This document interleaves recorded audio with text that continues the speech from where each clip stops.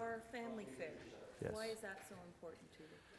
When we do our shows, we are really focused on a family event, and so we make sure that everything we do is clean. We're not rude, crude, or lewd, because it's so easy to be rude when you're humor, and so we try to keep it as family-friendly as possible. We've gotten a lot of comments. A lot of kids come to our shows, and parents are just real excited about the fact that nothing inappropriate's been said, and they've laughed real hard. Tell me about this particular show, some of the games that are going to be played and how you're going to involve the audience. Well, this particular show, we have some new games that we're doing. We're doing a thing called Lie Down Comedy, which will be interesting.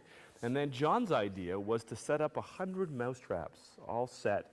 And we will have blindfolds, and we will do a sketch, and we will walk across these mousetraps barefoot. And so I got to admit, I'm a little terrified, never done this before, but it's all in the name of improv, and so we'll see what happens. And you're promising it's still going to be clean family fair after that? It'll be very clean. I will make sure that I don't say anything inappropriate. I will bite my tongue. Dave, sorry, this is a passion for you guys, obviously. You've been at it for a while. Can you tell me how doing improv either is the same as or different from your vocation, what you do as your profession? Okay. My vocation is I am a minister at Temple Baptist Church with the young people, and this really helps my career because doing improv allows me to be a good communicator, and it just allows me to give a freedom that I wouldn't have otherwise. So, John, you're a loser. I'm trying to do a serious interview so that people... I'm not as funny as you, okay? I'm just doing stuff, like there's a lot of stuff to be organized while some of us are getting interviewed. Because I'm the better looking one, that's why I'm being interviewed. See, I'm the beauty, John's the bronze. Sorry, could you repeat that again? And when it comes to the Fidgets, I'm the beauty, John is the bronze. It's like Beauty and the Beast. That's what we that's how we bill ourselves. Very Disney-esque, that. Very Disney-esque, yes. Tell me about bringing your guest troupe in and how that changes the dynamic for this show. Bringing our guest troupe in will give a little bit more variety. We're going to be able to do some more games. We were a three-man troupe last year. Having more people opens up different games to us, which requires more actors. And so it'll give a different flair. John and I are still doing a lot of the two-man games, so you'll have that connection that we have. But again, it'll just bring a whole new different dimension. And these are all students from our class that we teach at Lambton College twice a year. So they're graduates of Improv 101. And this is their chance to get into 201? This could be. We're testing them, right, John? It's a test. The test. Everything is a test. All right, my name is Dave Lane, and we are at the Victoria Playhouse in Petrolia, and we are kicking off our tour, Insanity Fair. And this is the first time we've been at the Playhouse, so we're pretty stoked about tonight's show.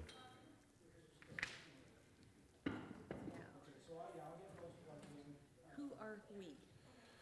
Okay, we are the Fidgets, and it includes John Hollingsworth and myself.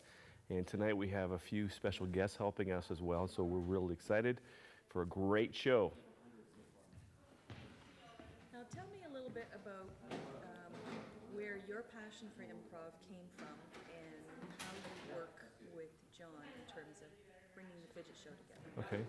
Okay. My passion for improv comes from my years. I used to be in theater in high school and in college, and I never really tried improv. I met John about 15 years ago, and I was always the script guy. I liked staying to the script, and John introduced me to improv, and once I did it, I got hooked. But the thing is, I'll only do it with John because we play off each other really well. We're good. Definitely test this game. Steve, when you get a minute, shoot some video of the theater, downstairs, upstairs, talk to these goons, whatever. Okay. I know how to run a video camera.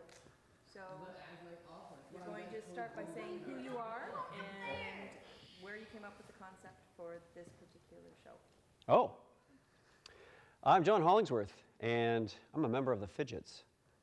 I came up with a concept for having a show at the theater in Petrolia by driving through Petrolia and seeing a theater and thinking, bet I could have a show there.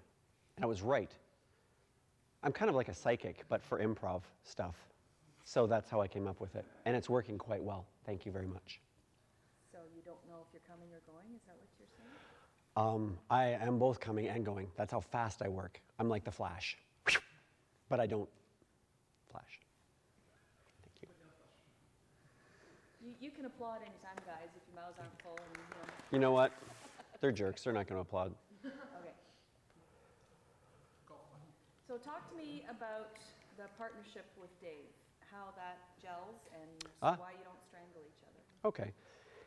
Legally, it's a limited liability partnership wherein both partners have 51% of the corporation and other people have less.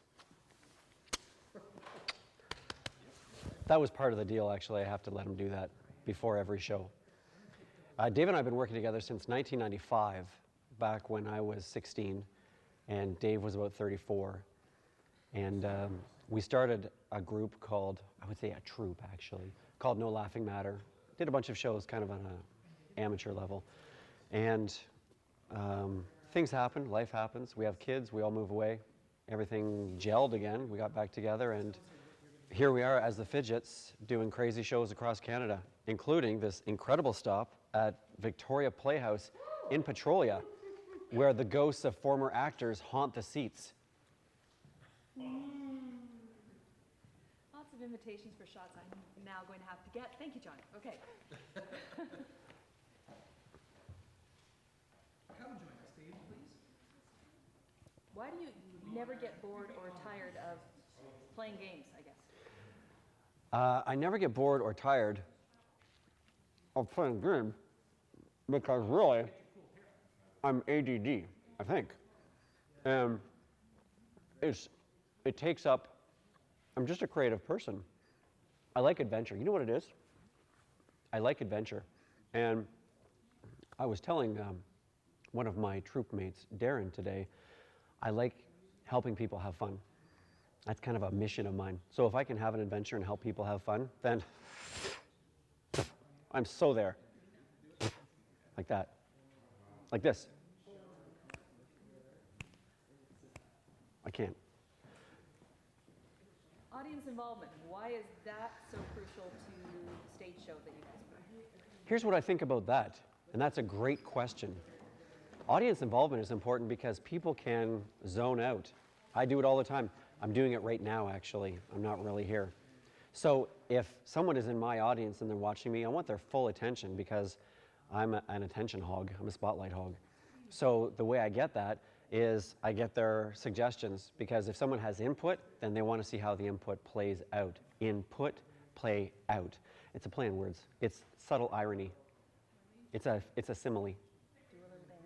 It's do a little dance, make a little love, do something, something, something. Yeah. Improv tonight. Improv tonight. That's what it was. Got it. Yeah. Keeping the games fresh. You guys do a lot of games. How do you decide what to keep in, what to dump? Well, that's a good question. We kind of look at what we've done before, and if we're kind of tired of it, then we think, oh, let's try something new. So we've got a lot of resources, you know, a lot of great experience with other games, and we'll say, you know what, let's do fill in the blanks, or let's do change, or let's do pocket lines, and we'll get the resources that we need, practice it up a bit, and then shoot it out to the audience, see how they like it.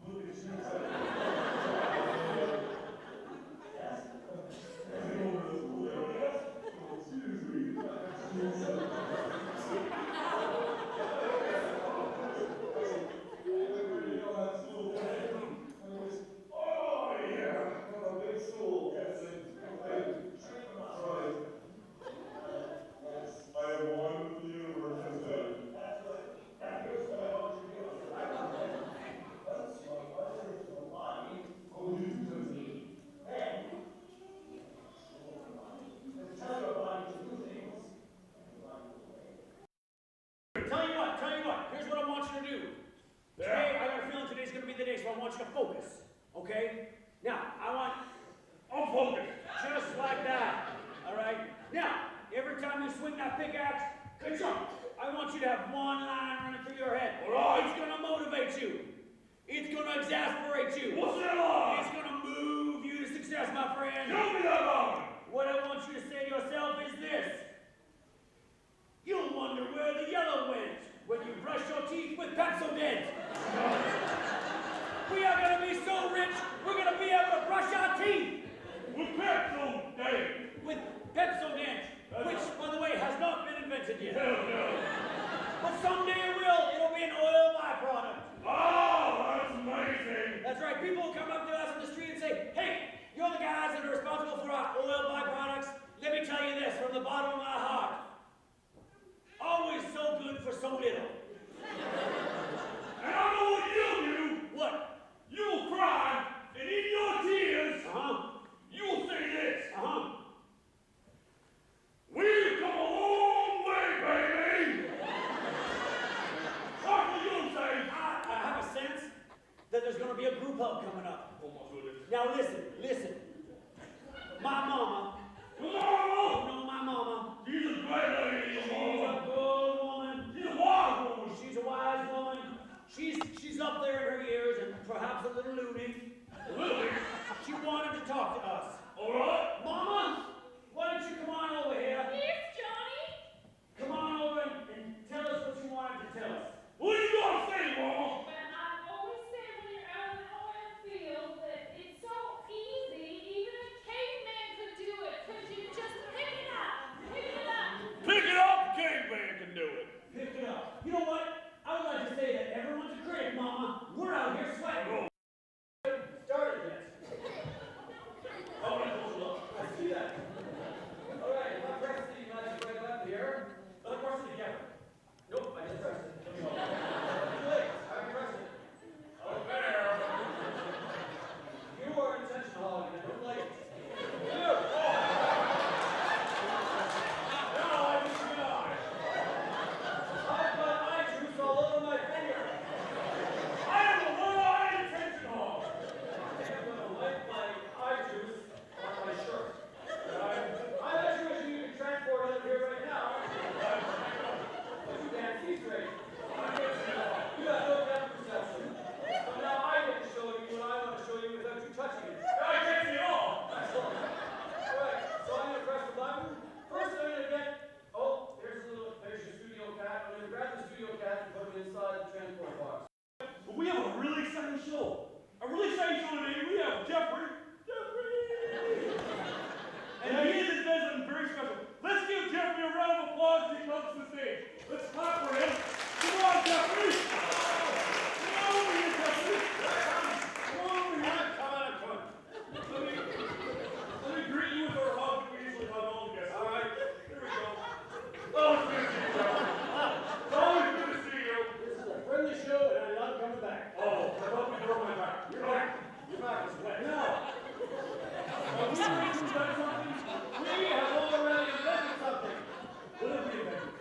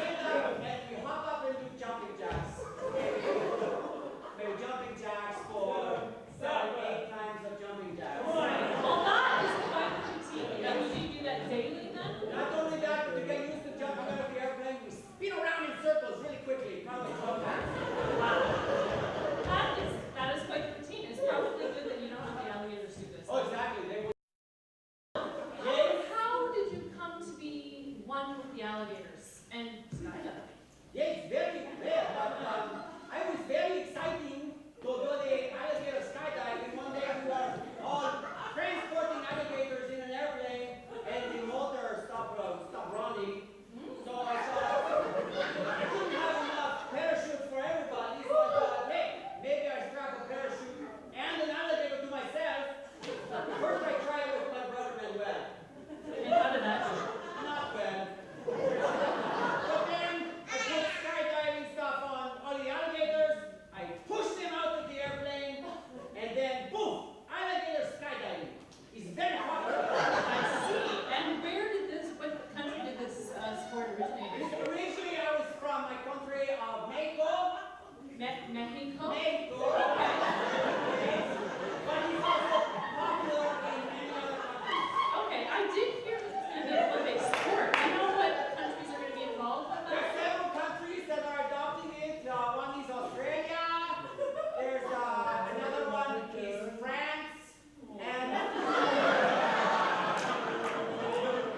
I think the third one is Germany.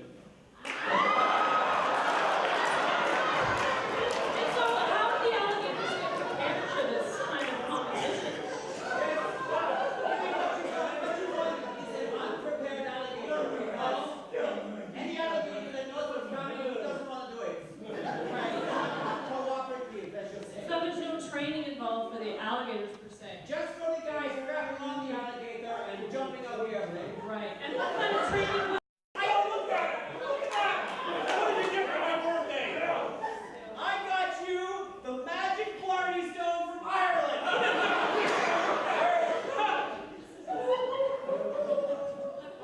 All right, so I think the problem's under here. It's under, yeah, right here. This is where the right in here. I think I have something.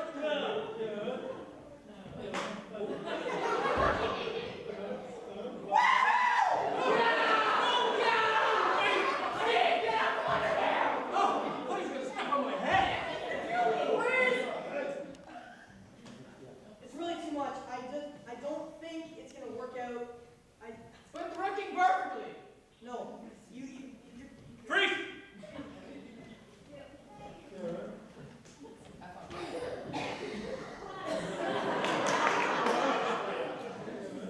Okay, Doc, I think the tent's all ready. I love camping with you, buddy.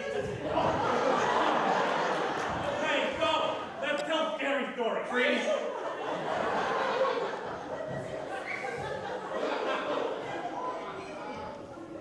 Hi, Doc. Hi, Doc. Lassie, you stupid dog! I'm stuck under the log! No! You're supposed to go get help, not crawl under the log with me! Freeze!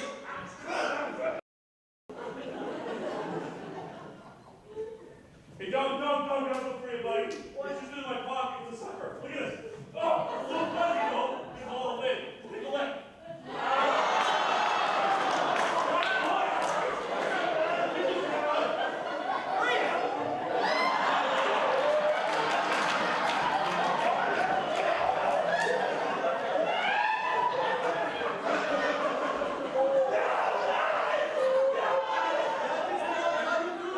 Look!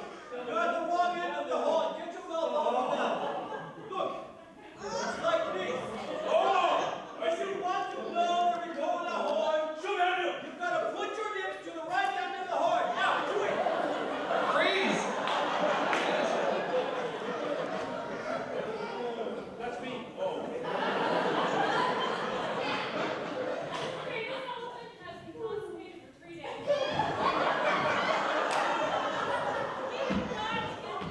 Hey! We'll just jiggle him back. Freeze!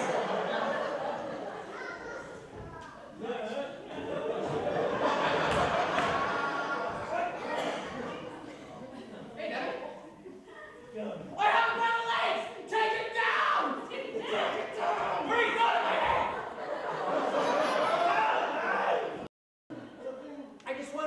I wanted to test it to make sure that it worked good. All right. The picture